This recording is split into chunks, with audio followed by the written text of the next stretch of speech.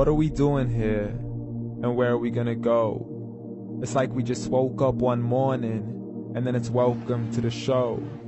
Don't ask any questions, just go with the flow. Make as much money as you can, and try your best not to get broke. Copy everything you see on the TV, from the hairstyles to the clothes, and don't think too often, just do exactly as you're told. And if you ever get confused, then just turn towards the alcohol.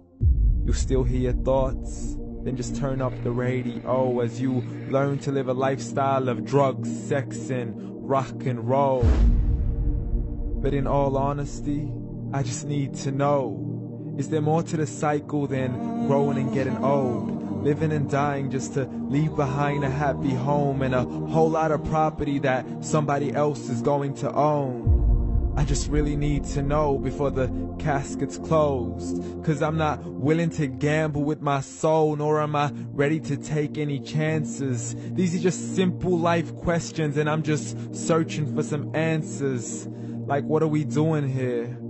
And what is our purpose? How did we get here, and who made us so perfect?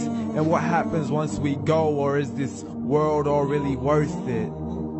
Questions we don't answer because apparently we don't really have to. There's no purpose to this life and our existence is merely natural. Then in that case, please let me ask you, did you create yourself, or was it somebody else who had fashioned you? 'Cause you're a being that's impeccable, faultless and unparalleled. You're a product of supreme intelligence, and I'm merely being rational.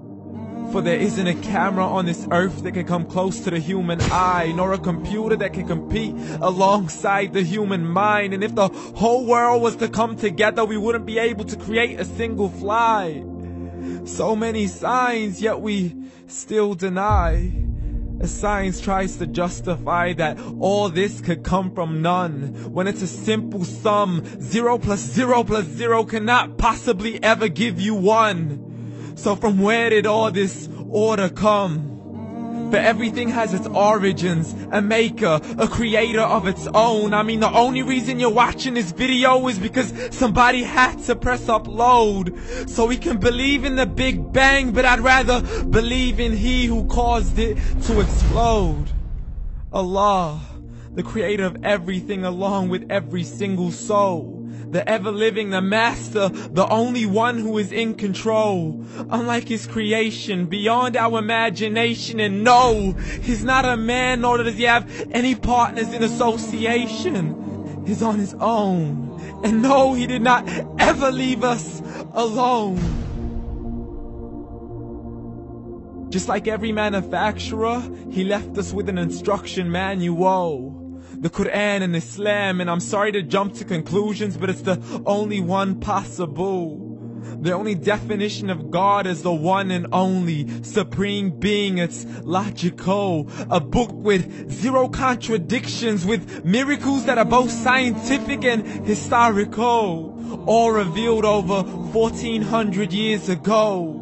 Like the detailed description of the human embryo. The descriptions of the human embryo in the Quran cannot be based on scientific knowledge in the 7th century. To the mountains as pegs holding firm the earth below, and the 2 seas that don't mix in a complete separate flow. To the planets in orbit, alternating night and day as they stay in flow. The expansion of the universe and the creation of everything from H2O.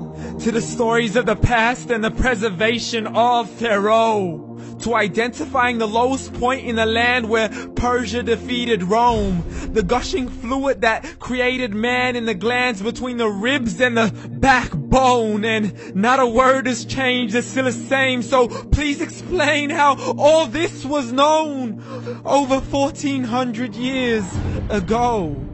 To a man who couldn't read or write, as he would recite whatever the angels spoke. And if you still don't believe, please try to come up with something that's even close.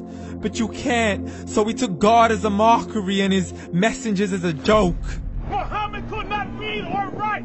How's somebody who can't read or write gonna start a religion? Dismissed his scriptures as legends and tales of the ancient folk, as we live life according to our whims, desires, and hopes. saying this life is the only home we will ever know. We will live then die then simply turn to bones. YOLO!